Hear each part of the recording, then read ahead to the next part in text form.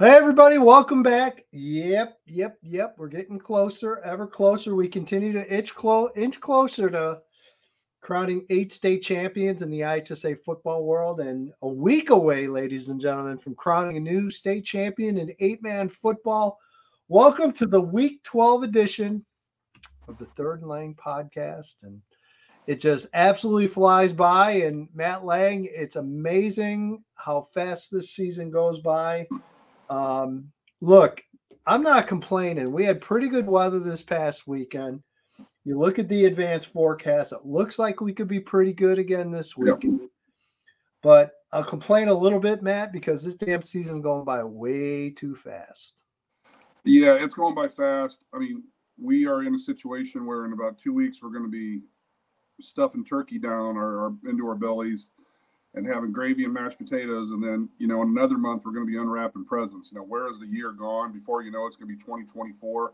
I will complain a little bit too, though, about, we haven't really had that cold, bitter, nasty football weather. We've only had a few snaps of it.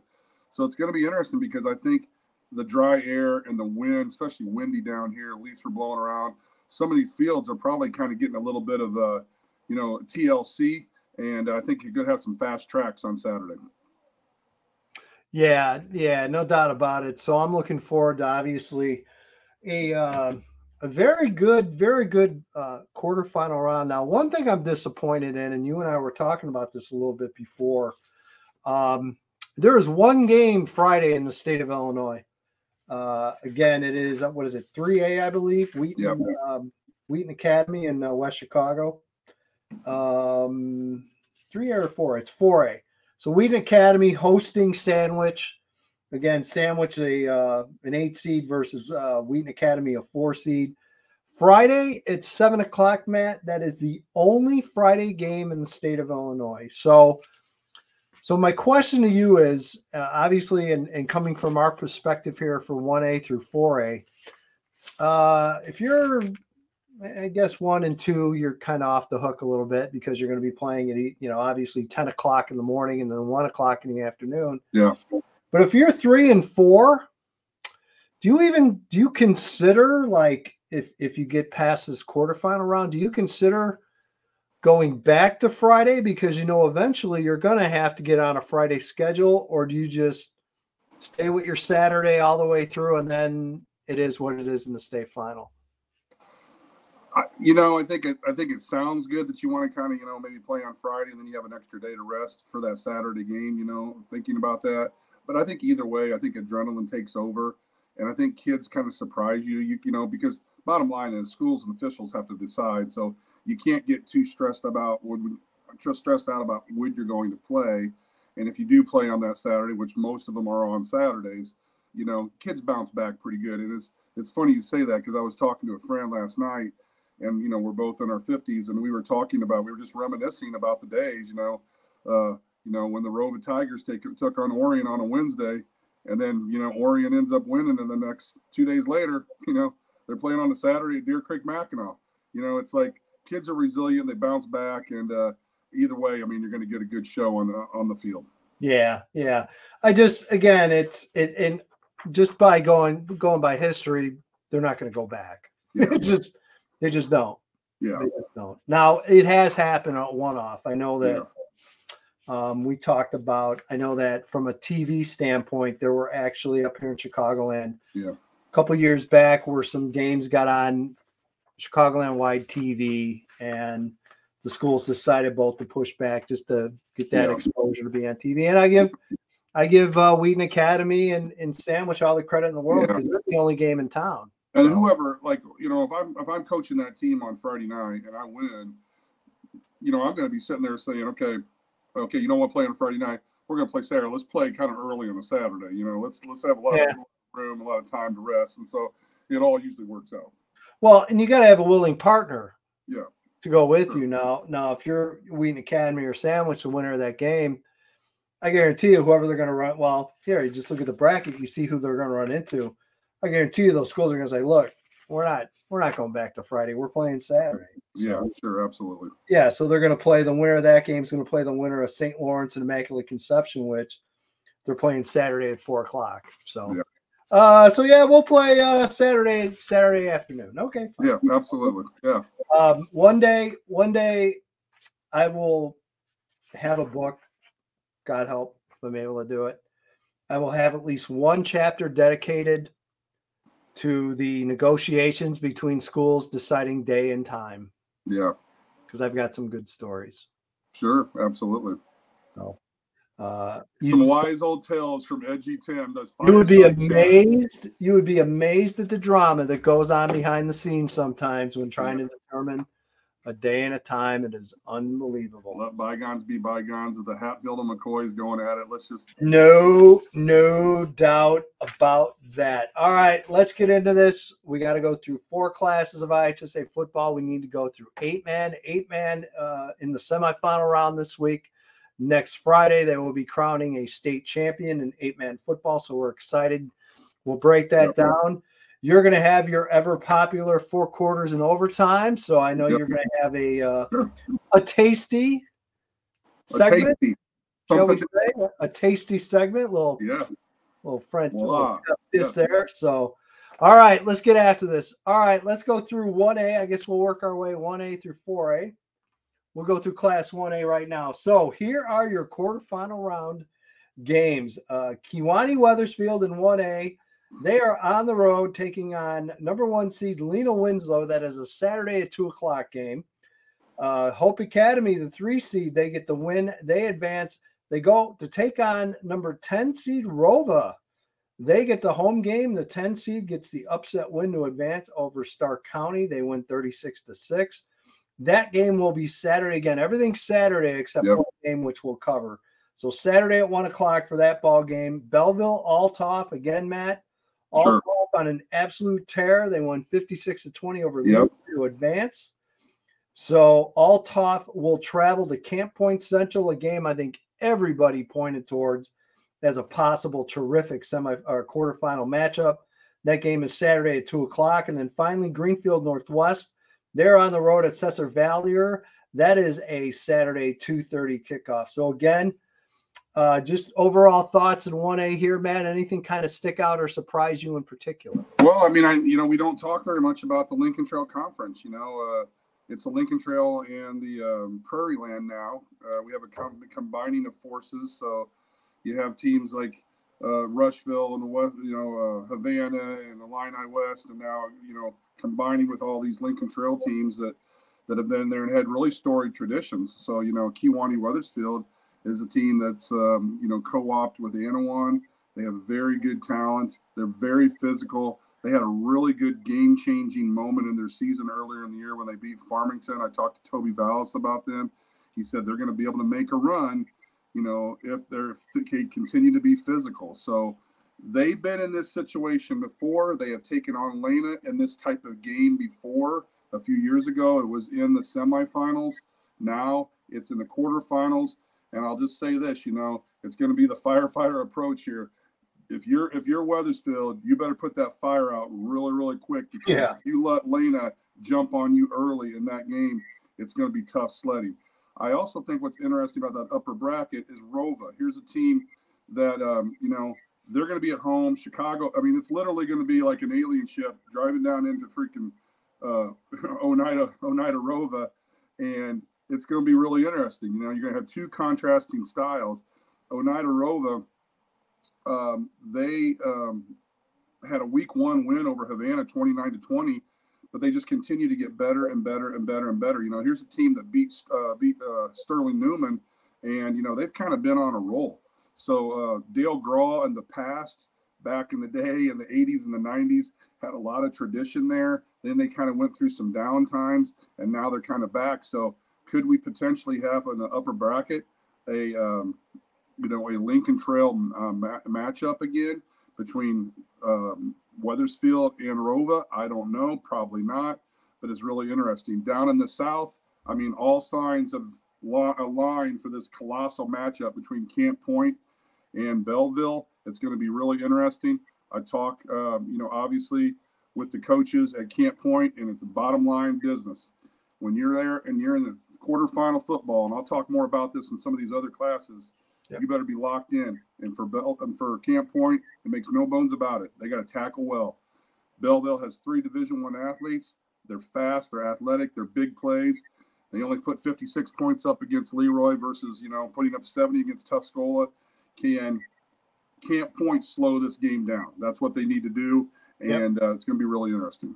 Yeah, I think a lot of people are going to be watching that game really closely. I'm going to imagine it'll be on FHS, and I guarantee you they're going to get a big crowd because I think you're going to get a lot of curious people want to see how that matchup goes down. I know I'm interested for sure. Definitely get on the scoreboard watch that one a little bit. So and here's the thing, Camp Point just came off a big win against Hardin Calhoun. That was no joke. In week 2, they beat Hardin Calhoun barely. It was a hard fought game, and then they went down there, and it was no joke. It was a 32-14 game, but Brad will tell you. That was not easy. It was not easy. Hardin Calhoun, and I kind of predicted that. I thought it was going to be a tough game for them, but Brad has a well-coached team. It's going to be his well-coached team against some of these athletes. Belleville's well-coached also, but he has told me, he's like, it's real simple. We got to tackle them and bring them down, because if you miss a tackle against these guys, boom, they're taking it to the house. I find Rova's wins very interesting here. You look at who they beat. First round, Sterling Newman Central Catholic beat them 28-14, and then you mentioned their win last week over Stark County, 36-8. Those are 2 really good teams. I mean, those are 2 quality wins for Rova. That alone should open your eyes a little bit to them. And their 2 losses were to Weathersfield and Stark County earlier in the year. So there you go. Hard-fought games. They did not play. They did not play really, really good football in that week 1 game against Savannah. But they kept getting better and better and better. They took a couple of losses, and then I think Sterling Newman, like I said, I think that kind of set the tone. And then you had this rematch against Stark County. I mean, that alone tells you how much you've improved. Yeah, well, because let's think about the Lincoln Trail. It's the teams we're talking about, and Stark County is there every year. Rova is now back in the scene. Every year you have somebody new that's interesting. Last year or 2 years ago was Abington. This year it's Rova. Like you said, their resume is pretty impressive. Yeah, no doubt about it. So definitely need to keep an eye on how that shakes out this weekend. So we'll move on to Class 2A. Your quarterfinal games are as follows. No shocker in this one, Matt. The matchup we talked about very early on is going to happen on Saturday at 2:00. Wilmington, they get the win. They advance, again, a 42-14 win over Tri-Valley. They advance. Will travel to Seneca, the 1 seed, and take on the Irish Saturday again at 2:00. Seneca with again, another impressive 47-14 win over Rock Ridge. So, again, terrific game there in the northern bracket. Bloomington Central Catholic, the 3 seed. They advance. Again, no real surprise here either. They travel south, take on Maroa Forsyth. That game is also Saturday at 2:00. Southern bracket, Athens, the 4 seed, on the road at Nashville. Matt, there's your Nashville Hornets right there, buddy. Yeah. The Matt Leng led Nashville Hornets is what we're going to call them. So Nashville will host Athens Saturday at 1:00. And then Breeze Mater Day, the 11. They are on the road at 2 seed Shelbyville for a 3:00 kickoff on Saturday, Matt. And again, just your thoughts and any observations you have in the 2A field.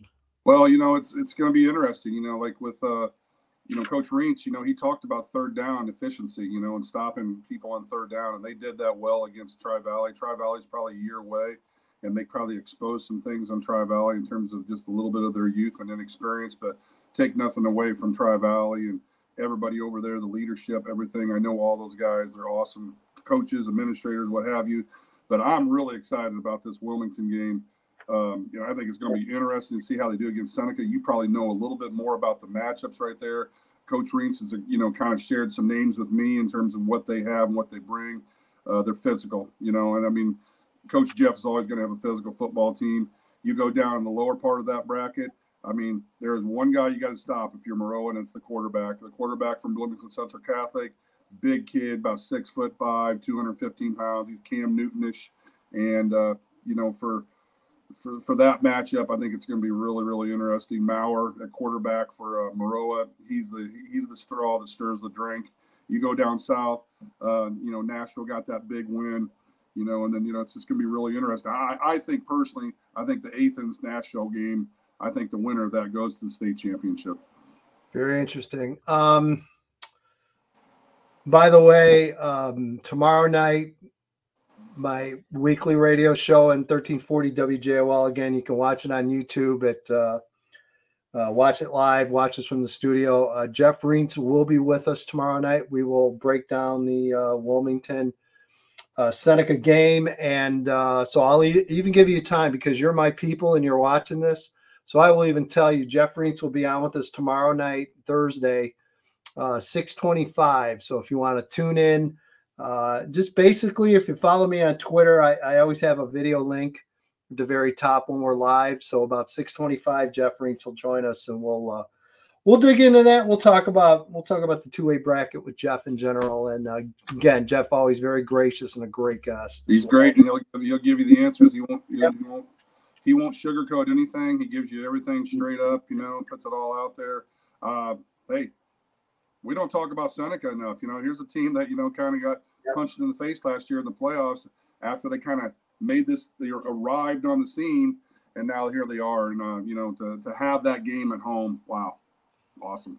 Yeah, no doubt about it. So again, that is your Class 2A field. We move on to Class 3A. Again, here are your matchups for this weekend.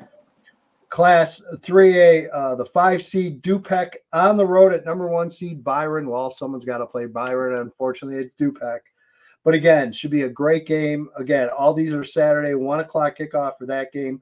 Montini, they continue to win. They get a 44-20 win over Prairie Central.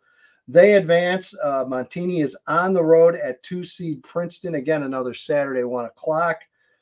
Number 4 seed Mount Carmel. The Golden Aces advance. They get a win. They take on Tolono Unity, again, Saturday at 2 o'clock. And then finally, Roxana, the 3 seed Matt. Roxana with one heck of a ball game in round 2, but they find a way. They get a 1-point win over St. Joe Ogden, 48-47. They will move on and play Olympia in Stanford. That is a 2 o'clock kickoff. And boy, Matt, I saw scores coming back and forth from that Roxana game, and what a wild one. I was lucky and fortunate enough to be communicating with Andy Romine, who was at the Olympia Greenville game. Andy was communicating with Stan Winky. Stan Winky was is this your whole network? So I had the Hound Dogs out while I watched Illinois win in miraculous fashion, go Illini. It was 41-27. St. Joe was up. And then it was 48-41. Roxana's up. St. Joe scores in the last seconds of the game to make it 48-47. They go for 2. It goes off his fingertips. Yeah. Incredible atmosphere, incredible game, incredible scenery, incredible facilities.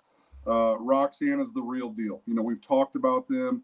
I've been lucky enough and fortunate enough to know Wade DeVries really well with his connection with Nate Albaugh, their wing T guys. He's got some players. Evan Wells is the fullback. He is the bell cow. He's 6'3", 225. They have depth. They have 21 different kids playing football on the offense and defense. So they, their best player is probably Andrew Ellis. He's 6'2", 185, about 15 yards a carry. I know he's looking at Illinois right now. James Herring, defensive guy, linebacker, 5'11", 245. Braden Johnson. He's an inside linebacker. He had 20 tackles in that St. Joe game. So this is no rocket science. You got triple option against wing T. So you got to stop the run and you can't turn the ball over. I think it's going to be really interesting. There's a lot of storylines here in terms of, two guys that I know getting these jobs at the same time. So you can kind of do your little, whatever. And it's kind of interesting. The winner is going to probably take on Tolono Unity, and I think that'll be a great, great game. Talk to Jeff Boyer up there in the north. You get into quarterfinal and semifinal games, Tim. I mean, it's about players making plays. I mean, he makes no bones about it. You know, they got to be able to contain Hoffman at quarterback. He's the kind of the straw that stirs the drink. And then, of course, Caden Considine. We've heard that name year in and year out. The history of Byron football. He's a young pup. He's only a sophomore. Going to be a really good player, though. He's their best player. Yeah. He's the guy that gets it going. They're not going to do anything fancy. You can't turn the ball over. It's going to be a fast track. Can Dupek match that intensity? It's going to be really interesting. I think that Princeton game will be interesting. You could have a Princeton-Byron matchup in the semifinals. And down in the South, I think it's up for grabs. Yeah. You know, you mentioned that last name, Considine and Byron. And, you know, you hate as someone that covers the recruiting process, I try, you know, there's companies out there that talk about kids in their 7th and 8th grade. And I just don't do a lot of that, honestly. Yeah. And because, you know, kids are under enough pressure, and it's like, you know what? But if a kid comes out and gets a shot as a young guy like his son has, Considine's son has, and see the kind of player he is, and you feel a little bit better about talking about a young guy like that. And he's a terrific player. He played a lot last year as a freshman. Yeah, Jeff told me about him. You know, in my fortunate career, you know, to be a head coach for 16 years, I only had two guys that were able to play as freshmen. You know, one played as a freshman and took me to the quarterfinals. So you're not going to put a freshman out there unless he can play. And, you know, another guy played a little bit as a freshman. He went on to be, you know, an All-American and Milliken. So it's not like you're going to put just someone out there because you're going to big bodies, get big bodies against little bodies. One thing I do want to say, in those 3A games, there's a couple teams that have some really good special teams, okay? Byron has talked to me. I talked to Jeff a little bit, just texting back and forth. They have a kicker named Nick Drake. He's a really good kicker. And then down south, Tolono Unity, I can't think of his last name. His first name is Emerson. He can kick it from anywhere from, you know, 35 to 45 field goals. And so, you know, you might have a nice, balmy, sunny day, and special teams and field position could be a big part of what goes on. Yeah, no doubt. No doubt. So, again, looking forward to some great games, certainly great quarterfinal games in Class 3A. Let's move on to 4A, Matt. And, again, we talked about this game, the only Friday game this weekend in the entire 8 classes of quarterfinals. You have Sandwich, the 8 seed. They get the win over Chicago Diet. They move on. They will travel to West Chicago to take on Wheaton Academy. Again, the Warriors, the 4 seed, they will host that ball game Friday night, 7 o'clock. So, again, it's the only game in town. If you're anywhere in the general vicinity, by all means, come out. You'll probably have a really good crowd at Wheaton Academy on Friday night. I know a lot of media is going to cover it as well, so it should be a big, big event, certainly for Wheaton Academy and for Sandwich. Winner of that game will play St. Lawrence. The Vikings on the road as the 11 seed. Travel to take on Immaculate Conception IC Catholic Prep, the 7 seed. Saturday, 4 o'clock is that kickoff. Then, and again, it's, you know, it's all these different kickoff times, but I kind of get where they're going for in 4A, because I think you're kind of getting more to, you know, getting on a little bit different time, because you're going to play it a little bit. You're going to play a little bit later in the game. So trying to get back at that point yet, trying to take advantage if the weather gets bad. At least you're not playing, you know, 7 o'clock. To me, weather-wise and temperature-wise, you know this as well as anyone. Yeah. There's a big difference between 4 o'clock and 7 o'clock on a kickoff in a playoff game late in the year. There's no doubt about it. So I get it. Also, the next game, Bree Central at Rochester, 4 o'clock Saturday. We know Derek Leonard loves playing at night. I remember last year around this time, I ended up having to go cover Rochester hosting Sacred Heart Griffin, the final Leonard Bowl. And that was a Friday. I think that was a case where it was the only Friday night game in the state as well. So, again, love playing at night. So, obviously, a compromise here. They're playing at 4 o'clock on Saturday. Then, finally, the 2 seed Murfreesboro on the road, taking on 11 seed Harrisburg. Again, that's a 2 o'clock kickoff on Saturday. Matt, your thoughts on 4A? Well, I mean, you got to tip your hat off to IC. You know, I mean, I think there was maybe some people out there, and I'm not saying I was one of them, but I was really interested to see how they're going to match up against Rockford Boylan. And I think message has been sent. Okay. I think in terms of who they could play next, you know, that'll be interesting. I mean, I think you know, both teams sandwich, and then, obviously Wheaton. I think Wheaton's got a really stingy defense. So, watch out for them. And then you go down south, Rochester, what can you say? And then I think you got Hatfields and McCoys down there, Harrisburg and Murfreesboro. And, don't put anything past any of those teams to get stronger and better. And, we'll see what happens. Yeah, no doubt about it.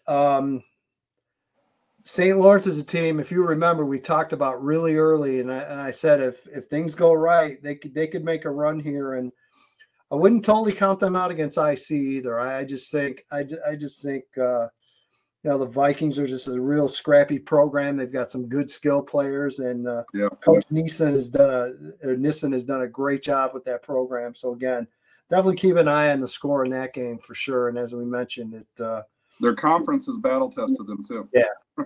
Both IC Catholic and St. Lawrence are definitely two teams that can be capable of a state final. So those are the four classes. Now, of course, my friend, we need to talk about our buddies over in 8-man. Yep, sure. They are in the semifinal round. So remember, they're a week ahead of IHSA, which again, I think is an absolutely brilliant idea the way they do it. So again, we are in the semifinal. So here are the results from last week. Ridgewood gets a 36-14 win over 1 seed St. Thomas More. So Ridgewood advances. They will get the home game. They will host Martinsville, a 5 seed. Martinsville gets a 42-0 win over Pawnee, the 13 seed. So that is one semifinal. The other semifinal is Amboy gets a blowout win, 62-7. Amboy will host. They will host Polo, the 6 seed. Polo, 28-8 win over Milledgeville. So there you go, Matt. Our semifinals in 8-man football, again, is the 5 seed Martinsville at 9 seed Ridgewood and 6 seed Polo at 2 seed Amboy. Well, it's going to be interesting. Now, is that game? I thought that game was at Martinsville. Did you get a misprint on that? Or I am going off of the website for 8-man football, which says Martinsville at number 9 seed Cambridge Ridgewood. I don't know if that's correct. Well, either way, it's a 4.5-hour trip. Yeah, nice. And so that's kind of neat. That kind of buys into the whole allure that you and I have with this 8-man. And now I have a personal interest, and I'll talk about that here in a minute. But, the top part of that bracket, Amboy is the Georgia Bulldogs. They're the bully on the block. Yep. Ted Alston is one of the founding fathers of 8-man. It's going to be really interesting, I guarantee you Ted will have his team ready against Amboy. But I just know from talking to people, Amboy's physical and big. And they're playing really good. And Alston will have his team ready. Last year when he made the state championship game against Kirby, Kirby's team was by far the best team, and Alston kept it close for quite some time. Let's just put it that way. He knows what he's doing. He's a heck of a coach. In the South, interesting. This is why you have 8-man. Martinsville never be able to put an 11-man team out there because of the size of the school. The enrollment's between 95 and 135. You're just not going to be able to make any hay with that. And they're taking on and hosting, I'm pretty sure they take on Ridgewood. And so I have some connections there. Pat Elder was my college roommate. His dad, John Elder, one of the founding fathers of the IHSA in terms of the, putting together the playoff system. That's neither here nor there. Pat's a really good wing T football coach. And, the thing he told me about Martinsville, they're extremely well coached. And their running back and their linebacker, Herrera, is just a very, very shifty football player. In terms of Ridgewood, Taylor Snook, Roy Sandberg, and Preston Moriarty, there's the 3 two-way players. Sandberg and Snook are both 1,000-yard rushers. So I've watched this. There's nothing really fancy about this. People are still going to run their jet sweep and their down kick and their trap and their buck sweep. You're just doing it 8-on-8. And after you watch 5 minutes, it's just football. And I think it's going to be really interesting. If Ridgewood wins that game, he's had 2 losses this year. And both of those losses were to Polo and to Amboy, and they were high-scoring games. 48-42, I think 46-42. Yep. And, tip your hat off to Pat because they came out of the gates and they punched Nate Watson and the Sabres in the mouth. Sabres came back a little bit, but then Cambridge Ridgewood, they separated. So I think we got some good matchups there in 8-man. Yeah, no doubt about it. So there you go. There's been some things going on this week. I don't know how much you want to get into this or not, but districts are back on the table.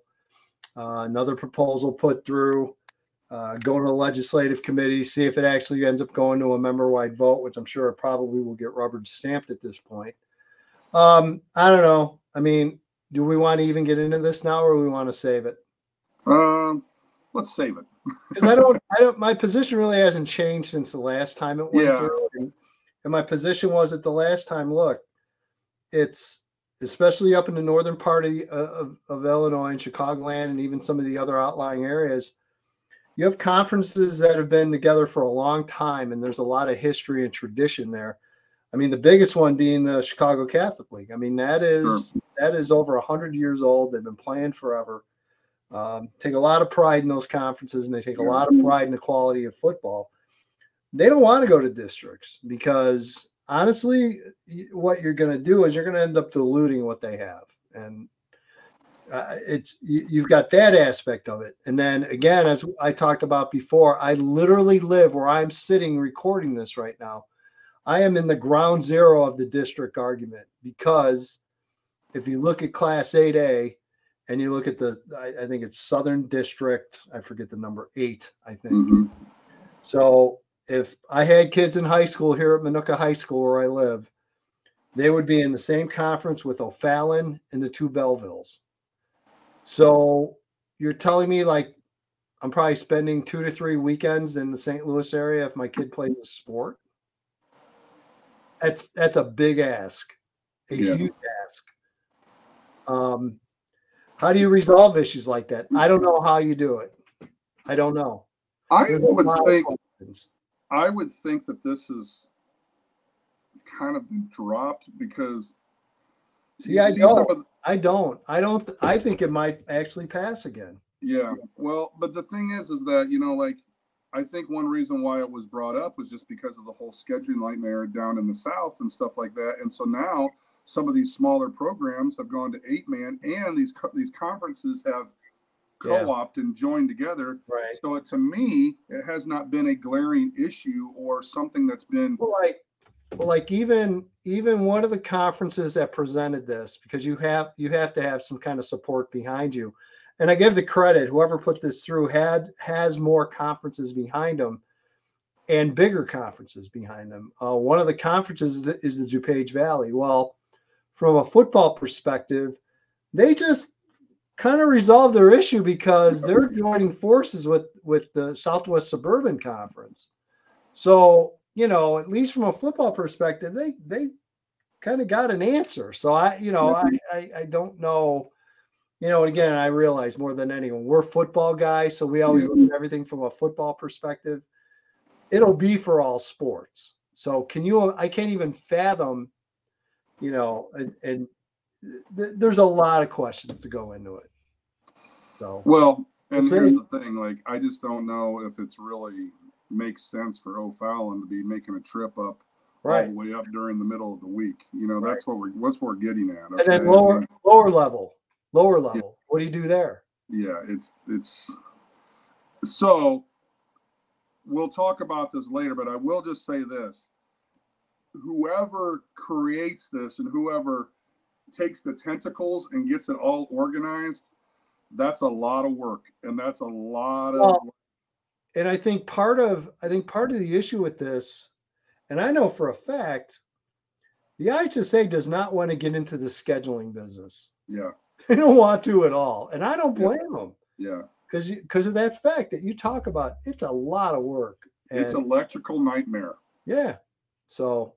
I don't know. I mean, I get it. I get where schools are coming from. I understand sometimes based off of location or based off of the schools that are surrounding you, it is very difficult to find games. And I understand that. And I'm sorry, and I apologize to all the ADs out there that actually have to work a little bit. They have to work a little bit. I said that. EDGYTIM, not Matt Leng. Yeah. Tim said, "Wah, boo-hoo for you ADs that have to work a little harder to find games." Okay. But I get it. I just don't know. I truly think it's going to pass. It passed once before. Yeah, People voted for this without even seeing what it looked like. I will just say, and again, I'm not swinging the bat one way or the other.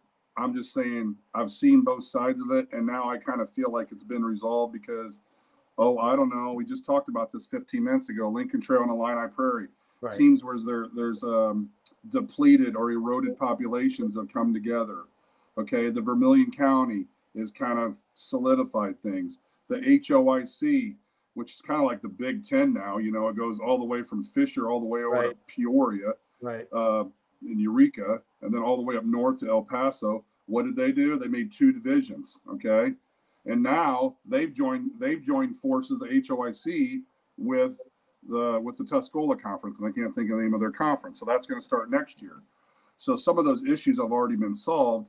So now you're going to go back and you're going to like take the cookies out of the jar and dump them all out and be like, okay, we're going to do this all over again. So I have all the examples from the last time this went out, and you can go find links on my message board, and I still have it up there. So you're going back to the first time it was proposed in 19. A part of this too is talk to the schools that are going to be in these various districts and ask them how they feel about who they're going to be playing. There are a lot of reasons why certain schools don't want to play other schools. Yeah. I mean, it's not always just, from a competitive competition standpoint that they don't want to play, but that's another part of it too. And again, I use the example of like a Chicago Mount Carmel that's in the city. They will get lumped in with a lot of similar sized Chicago public schools that are not very good in football.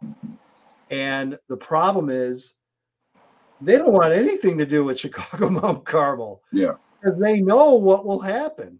Yeah. So besides Mount Carmel not wanting to play lower competition, it's that competition that doesn't want to play at Mount Carmel every week and get trounced 70-0. Sure.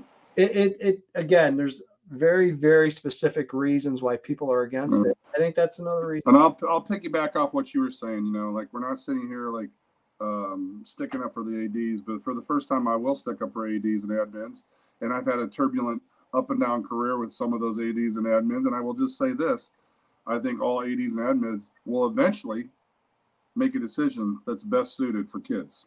Yeah. So hopefully we pray that the football fairy dust comes out of the skies and this is all resolved in a fashionable, common sense manner. Right. And then also you can time it at the same time every single year. Yeah. You get people complaining about private continues to win games, and it's been dragged out. I actually was at a game Saturday that was involved a lot of this discussion, which was Antioch and Carmel Catholic. They don't like each other. They compete against each other, and Carmel Catholic blew out Antioch 50-7. But it happens every year. We hear the same argument every year around this time, and it gets louder. And it's going to get louder as we continue to go down the road. My take at this point, Matt, I feel like a war veteran. That I've been in the foxhole for about 30 years when it comes to this issue. I have message boards that have been debating this issue. Matt, if it's ever a slow day, go out and type public-private and post on my message board. They will pick up like that, okay? So I've been in the foxhole. I feel like I've got I've just been battered. I've been hearing bombs going off every day. My whole take is, look, if you want to settle this, then resolve it. Yeah. Bring it to a member-wide vote it, and if you don't want it, separate them. And if you don't care, then leave it the way it is. But do something proactive, IHSA members, because you can't blame the IHSA.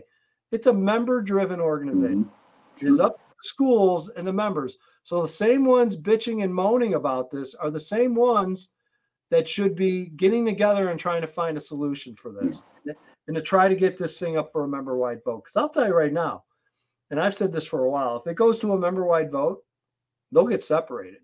Yeah, I guarantee you. And that's there's a lot of storylines, a lot of traditions. I don't necessarily dip into the bigger schools. My only well, I say that is my only experience with the bigger schools was back in the early 2000s when I worked with Brian Benning in Harlem. I mean, I couldn't imagine the Hononigas and the Rockford Boylans of the world not playing one another. Yeah. I couldn't imagine.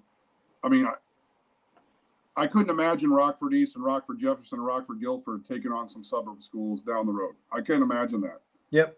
Because it goes to kind of what you were saying, and I won't go into that further, but it's apples and oranges, and it can get. I'll just stop right there. Yeah, we can do this for 3 hours. So, but we won't. So, all right. Well, we have to get to maybe the greatest segment ever in the history of Third and Leng. Maybe. Thank you. Last week was pretty good. It was feisty. It was a feisty edition. Yeah. Yeah. So it's time for guns and smoke and Western. It's pretty cool. But I thought I would come back with something a little bit more alluring to your I like this one. I like this one. And I actually partaked in one of these yesterday. So the timing's perfect. Okay. So 4 quarters in overtime. The theme of this, Mr. Leng, this week? We are talking about steaks. Mm. Meat. Yeah. We're getting ready for turkey, but I want to go with red meat. That's caveman, yep. Steak, carnivore, get after it. Let's get some meat. Yep. So all right, let's go. So let's go. What do you want? First quarter? Yeah, first quarter. First quarter, the best is the best. Question mark, question mark, question mark. Well, I hope I expressed that in my. Yeah, no, you did. So, you think about the best cut of meat. We'll talk fillets, okay? And I think there's 2 fillets in 4A. And, we're wanting to see if they're going to get out of their brackets and meet each other in the state championship. We've talked about this and talked about this and talked about this. IC was basically the fillet of 2A, 3A for the longest time with the success factor. They've moved up to 4A. Obviously, Derek Leonard's team. But, like you say, maybe, just maybe, we'll see if the best is the best. Can IC get out of it, maybe a dogfight with St. Lawrence? And I don't think Rochester is going to stub their toe. But, again, you never know. The best is always the best. Yeah. There's no doubt about it. Okay. Second quarter, a little bit of fat. Not talking about us. But really great taste. And let's face it, any steak you get's got to have a little bit of fat on it, right? Yeah. Got to. Well, my favorite cut of steak is the ribeye, and so obviously some of the favorite places to eat, the ribeye in Champaign, the Beef House in Indiana. Okay, enough of Matt Lang's, restaurants and all that stuff. Fine. So a little bit of fat and a lot of taste. Okay, so I don't think that we have overly fatty big teams in 3A, but the line play is really good. And you think about what's going on in 3A, I think we're going to have some really neat matchups. I'll just predict it right now. I think Byron and Princeton will win, and I think it'll be a great 3A semifinal matchup. And then down in the South, I think it's all up in the air. I think Roxana is probably the team to beat. Yep. I think Eric Lyons will have a say in that. And I think Scott Hamilton's just lurking in the shadows. Are they big and fat on the offensive lines? No, but they're awfully good with their talent and their skill people, okay? Everybody has great skill. It's really going to formalize here, and I think it's going to be really unique. I always love 3A. I know a lot of the coaches in 3A. And, by the time we get done with that 10 o'clock and that, that 2A game, 3A, the sun settles. Can you imagine what it's going to be like at Hancock Stadium? Yeah, no doubt about it. If you have the right matchup, Tim, yeah, that place could be filled to the rim. Yeah, it could be. There's no doubt. So we'll see how that shakes out. And again, move on to the third quarter. Third quarter, New York State of Mind, my friend. Okay, so, I'm just talking about, this is the honest to God truth. I have talked to Coach Reeds. He's been very, very, very nice to me. Josh returns my text messages. And, all of them. Coach K down there in Nashville. Ryan Knox over at Athens, I'd like to send a shout out to Scott Laird. He answers a lot of my questions, and a lot of these guys, they just talk about, hey, we better be ready to play, And a couple of them have actually said, we just got to be mentally ready. And I just think, your state of mind, it's one thing to talk about first round and second round games, but when you get in the quarterfinals, it's a completely different state of mind. Not to get too cheesy there, but New York strip, bottom line is the bottom line. It's a powerful stake. It's great, whatever. Yep. This is what it's all about. It's the 2A state of mind. And if you look at some of those teams in that 2A, you have some humdingers and some coaches right there. And I think it's going to be really interesting to see what happens at Seneca-Wilmington game. I think it's just going to be a lot of fun. And then down south, I think anything can happen. But all the coaches and all the players are ready to go. It's interesting you mentioned state of mind. And one thing I'm discovering as we move along here in the playoffs, and I'm talking to coaches and players after games and getting post-game reaction, there's always smack talk, always been since the beginning of time. Yep. But now it's in a much different way via Twitter and what have you. And, Matt, I don't know about you, but my experience is that the teams that seem to do more talk are the ones that usually don't wind up advancing very far. Yeah. You notice that? It seems to me, you mentioned that New York state of mind and just your mindset going in, and you see the highly successful programs. I just think they lock in and they lock out all the noise. Now, that doesn't mean that their fans aren't doing it, but when it comes to the kids and the players, it's amazing how your better programs just seem to avoid a lot of that stuff, whether it's by design or not. They just go out and play and let their players talk. I just got to say this. I heard this story today, with Kendrick Perkins on ESPN, and I like listening to those guys talk about NBA basketball. And he was talking about the Washington Bullets and or Washington Wizards. Excuse me. Shows my age there. He was talking about, he's like, they're not a very good basketball team. He's like, I knew they weren't going to be a very good basketball team because in their preseason games, they had a style show and they introduced all their players wearing fancy clothes. And he's like, I just want fundamentals. He's like, you think Greg Popovich and the San Antonio Spurs are going to do a style show? No. And so I like what you say, because when you get right down to it, Jeff Reintz has been doing the same thing Jeff Reintz has been doing for a long, long time. Ryan Knox, he ain't going to kid anybody. Josh at Maroa, he ain't going to kid anybody. He's going to come right at you and be really physical. Right. Is there anything cooler or better from a swag standpoint than when the other team knows exactly what they're going to do? They're not going to pull any surprises. But the cool part about it is actually having the guts to do that and challenging them and saying, look, we're coming right at you. Stop it.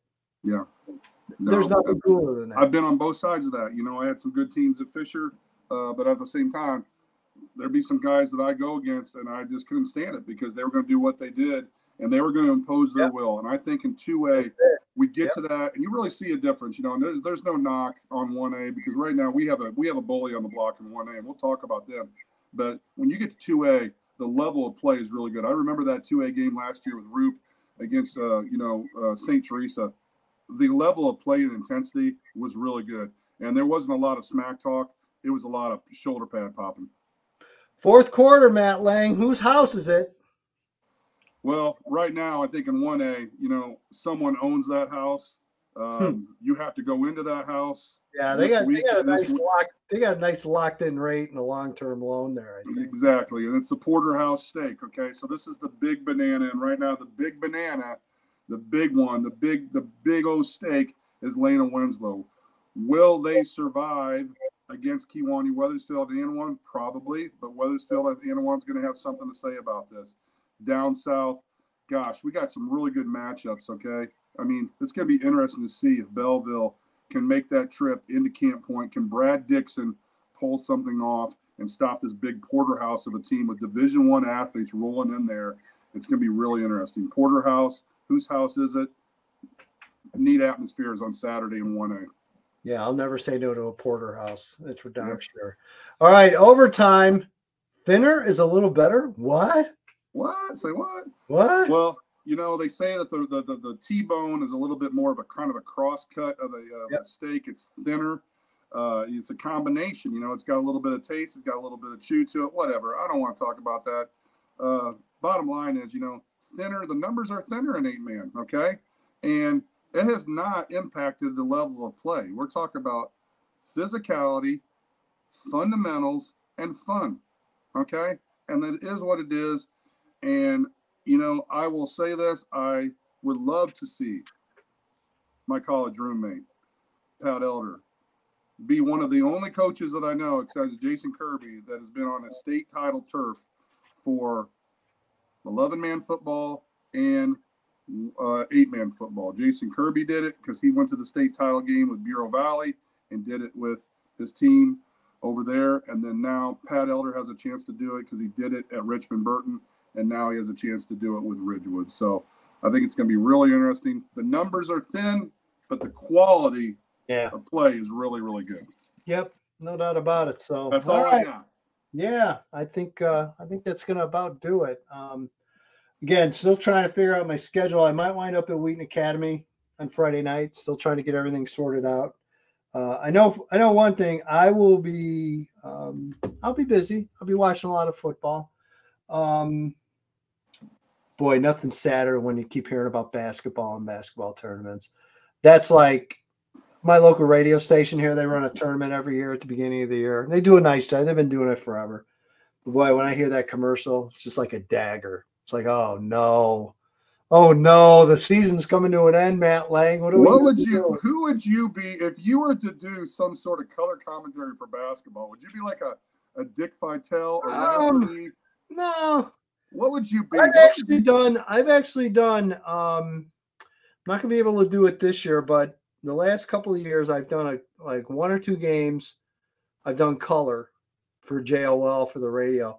And we get real good feedback. So I must just be, they either have my mic all the way down or for whatever reason, but I enjoy that aspect of it. I just be myself. I mean, do you have a slogan called? Do you go like man to man? No, no. By the way, you're all going to get very sick of me by the end of the IHSA state finals. Very sick of me. I'm just going to leave it at that. Ooh, tease. Nice. Johnny Handsome will be coming to a box very soon near you. So. You know it, man. Yep. Like you weren't already disappointed. You got to watch me for 2 days during that finals.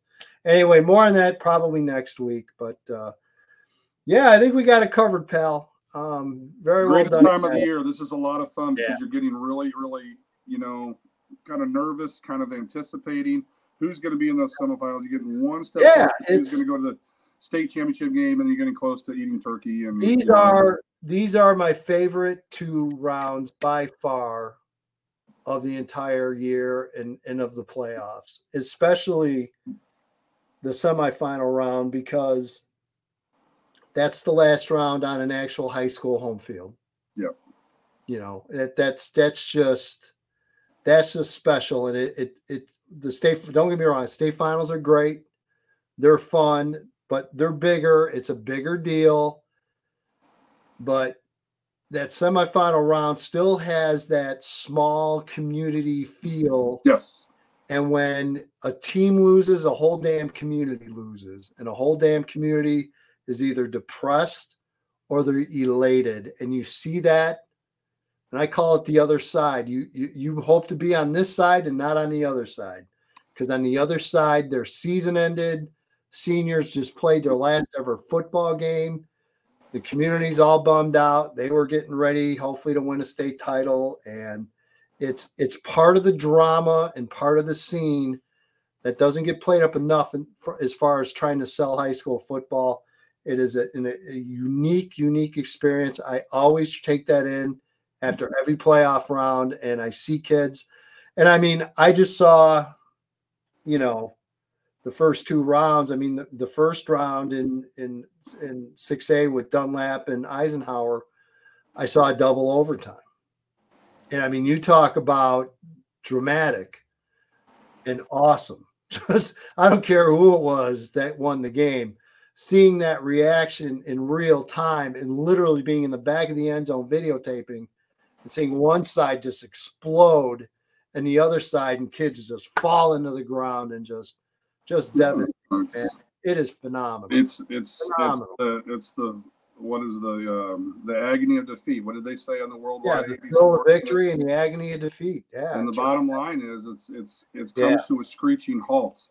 You know, that's when we turn on that basketball tournament, and I hate going back to basketball, that March Madness thing, you know, or, you know, you get into a bowl game or you get into the playoffs for pros, and now we're talking high school football. Let's keep the main thing the main thing. You get communities that get invested. You get players. You're talking about someone's prized possession, mom and dad's prized possession playing out there. Yep. And see 15, 16, 17, 18-year-olds giving it all they have. Yeah.